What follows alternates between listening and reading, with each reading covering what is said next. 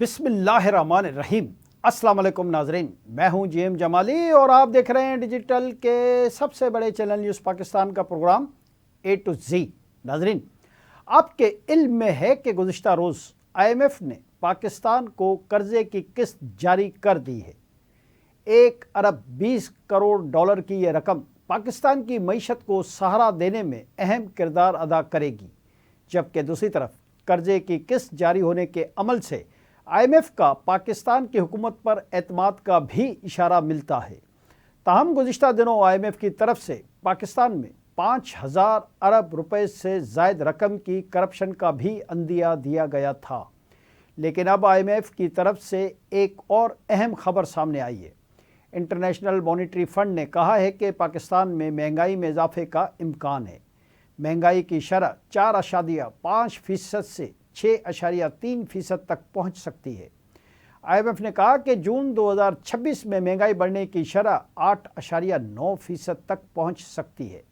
महंगाई की शरह जून 2025 में 3.2% थी। IMF ने गुज़िश्ता 2 साल की मुआशी कारकर्दगी और रवां माली साल की मुआशी प्रोजेक्शंस भी जारी कर दी हैं। इंटरनेशनल मॉनिटरी फ़ंड का कहना है कि रवां माली साल मुआशी तरक्की की शरह 3.2% पहुँचने का इम्कान है। पाकिस्तान में बेरोज़गारी की शरह 8% से कम होकर 7.5% तक पहुँच सकती है। IMF ने कहा कि माली साल 2026 में मईशत में टैक्सों का हिस्सा 16.3% तक पहुँचने की तवक्को है, जबकि माली साल 2025 में मईशत में टैक्सों का हिस्सा 15.9% था। इंटरनेशनल मॉनिटरी फ़ंड यानी IMF का कहना है कि माली साल 2026 में मालियाती खसारा 4% तक पहुंचने का भी इम्कान है। माली साल 2025 में मालियाती खसारा 5.4% था। माली साल 2026 में मईशत में कर्ज़ों का बोझ 69.6% तक हो सकता है। IMF के मुताबिक माली साल 2025 में मईशत पर कर्ज़ों का बोझ 70.6% था। माली साल 2026 में गैर मुल्की कर्ज़े मईशत का 22.5% तक हो सकते हैं। माली साल 2025 में गैर मुल्की कर्ज़े से मईशत का 22.5% से थे। IMF ने कहा कि माली साल 2026 में सरमायाकारी मईशत 0.5% तक हो सकती है। माली साल 2025 में सरमायाकारी मईशत का 0.6% तक थी। माली साल 2026 में ज़र मुबादला ज़खायर 17.8 अरब डॉलर हो सकते हैं, जो कि 2025 में 14.5 अरब डॉलर थे। जी नाज़रीन, इधर हुकूमत दुबई ने कराची में अपना नया दफ्तर कायम कर दिया है ताकि पाकिस्तानी कारोबारी अफराद को सहूलत फराहम की जा सके। सरकारी अदाद व शुमार के मुताबिक दुबई और पाकिस्तान के दरमियान तेल के अलावा तिजारत 22.8 अरब धर्म तक जो कि तकरीबन 1 खरब 73 अरब रुपए बनती है तक पहुँच चुकी है। गुज़िश्ता 4 साल में पाकिस्तानी कंपनियों की दुबई चैम्बर में रजिस्ट्रेशन में 161% इजाफा हुआ है और अब सिर्फ दुबई चैम्बर एंड कॉमर्स में रजिस्टर्ड पाकिस्तानी कंपनियों की तादाद 33,110 तक पहुंच गई है। इसके अलावा दुबई के फ्री जोन्स और दीगर इमाराती रियासतों में रजिस्टर्ड पाकिस्तानी कंपनियों की तादाद इसके अलावा है। हकाम के मुताबिक जनवरी 2022 से सितंबर 2025 के दौरान पाकिस्तानी कंपनियों का दुबई की जानिब रुझान बढ़ा है और कराची में नया दफ्तर इन कारोबारी अफराद के लिए मज़ीद आसानियाँ फराहम करेगा। जी नाज़रीन, एक और अहम खबर से आपको आगाह करें कि वज़ीर-ए-आज़म के कोऑर्डिनेटर इख्तियार वली का कहना है कि PTI मुल्क को अदम इस्तेहकाम का शिकार करने के एजेंडे पर अमल पेरा है। एहतजाज के नाम पर फितना फसाद की कोशिश की जा रही है। इस्लामाबाद में प्रेस कॉन्फ्रेंस से खिताब करते हुए उन्होंने कहा कि PTI के लोग चाहते हैं कैदी को अडियाला से मुंतकिल कर दिया जाए। हुकूमत भी इस पर गौर कर रही है। इख्तियार वली का कहना है कि खैबर पख्तूनख्वा में सूबाई हुकूमत और दहशत गर्दों का गठजोड़ है। असमगलरों ने तहरीक इंसाफ की छतरी तले पनाह ले रखी है। वज़ीर आला KP के रिश्तेदार मंशियात के कारोबार में मुलविस हैं। ये उनकी सरपरस्ती भी करते हैं। उन्होंने कहा कि फ़ौज पाकिस्तान ने दुनिया भर में पाकिस्तान का वक़ार बुलंद किया। ये लोग मज़हब को सियासत के लिए इस्तेमाल करते हैं। ये लोग मुल्की वक़ार और तरक्की पर आए रोज़ हमला आवर हो रहे हैं। PTI मुल्क को अदम इस्तेहकाम का शिकार करने के एजेंडे पर अमल पेरा है। خیبر پختونخوا کے 2 وزراء کی گاڑیاں منشیات کے کیسز میں تھانوں میں بند پڑی ہوئی ہیں۔ جی ناظرین، دوسری جانب چینی وزارت خارجہ نے پاکستان اور افغانستان کے درمیان کشیدگی پر رد عمل کا اظہار کیا ہے اور دونوں ممالک کو روایتی دوست قرار دیا ہے۔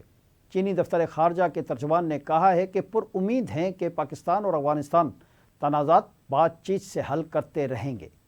ترجمان چینی دفتر خارجہ نے کہا کہ امید ہے کہ دونوں ملک کشیدگی میں کمی لا کر خطے کو پرامن اور مستحکم رکھیں گے۔ چینی دفتر خارجہ کے ترجمان نے یہ بھی کہا کہ چین بین الاقوامی برادری کے ساتھ پاک افغان تعلقات میں بہتری کے لیے کردار ادا کرنے پر بھی تیار ہے۔ جی ناظرین، دوسری جانب امریکی شہریت کے حوالے سے انتہائی دلچسپ اور اہم خبر بھی آپ سے شیئر کرتے چلیں۔ امریکہ میں پیدائش کی بنیاد پر شہریت کا مسئلہ ایک بار پھر سیاسی اور قانونی حلقوں میں زیر بحث ہے۔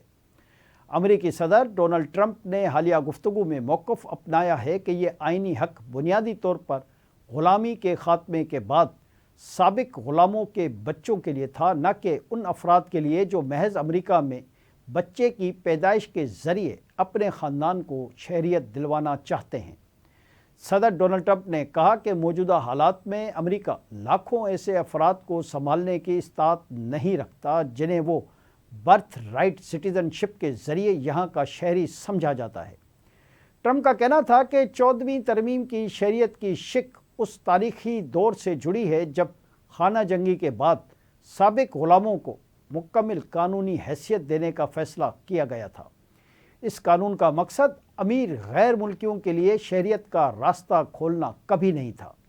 واضح رہے کہ جنوری 2025 میں جاری کیے گئے ایک ایگزیکٹو آرڈر کے ذریعے امریکی حکومت نے ایسے بچوں کی شہریت کو تسلیم نہ کرنے کا فیصلہ کیا تھا جو غیر قانونی طور پر امریکہ میں موجود یا مختصر مدت کے لیے وزٹ پر آئے والدین سے امریکہ میں پیدا ہوئے۔ یہ پالیسی ماضی پر لاگو نہیں ہوتی۔ اس اقدام کو عدالتوں میں چیلنج کیا گیا اور مختلف وفاقی عدالتوں نے اس کے نفاذ پر عارضی پابندیاں عائد کیں۔ بعد ازاں امریکی عدالت عظمیٰ نے اس معاملے کو باضابطہ سماعت کے لیے منظور کر لیا، جس کا فیصلہ آئندہ سال متوقع ہے۔ جی ناظرین، دوسری طرف فلسطینی مذاہبتی تنظیم حماس کے سیاسی بیورو کے رکن حسام بدران کا کہنا ہے کہ جنگ بندی کی خلاف ورزیاں جاری رہیں تو جنگ بندی دوسرے مرحلے میں نہیں جا سکے گی۔ غیر ملکی میڈیا کے مطابق انہوں نے کہا ہے کہ ثالث-کار جنگ بندی معاہدے پر مکمل عمل کرانے کے لیے اسرائیل پر دباؤ ڈالیں۔ حسام بدران نے مزید کہا کہ قابض فورس کی خلاف ورزیاں جاری رہنے تک معاہدے کا دوسرا مرحلہ شروع نہیں ہو سکتا۔ حماس کے رکن سیاسی بیورو نے ثالث کاروں سے معاہدے کے پہلے مرحلے پر عمل درآمد کے لیے اسرائیل پر دباؤ بڑھانے کا مطالبہ کیا ہے۔ دوسری جانب گزشتہ 24 گھنٹوں میں اسرائیلی فائرنگ سے 1 فلسطینی شہید اور 6 زخمی ہو گئے ہیں۔ غزہ میں 11 اکتوبر سے جنگ بندی کے بعد سے اب تک 377 فلسطینی شہید کیے جا چکے ہیں۔ جنگ بندی کے بعد اسرائیلی حملوں میں 987 فلسطینی زخمی بھی ہوئے۔ امدادی ٹیموں نے 626 شہداء کی لاشیں اٹھائیں۔ 7 اکتوبر 2023 سے اب تک 70,366 فلسطینی شہید ہوئے اور زخمیوں کی تعداد 1,71,064 ہو گئی ہے۔ آج کے لیے اتنا ہی۔ اگلے پروگرام تک کے لیے اپنے میزبان جیم جمالی کو اجازت دیجیے۔ اللہ حافظ۔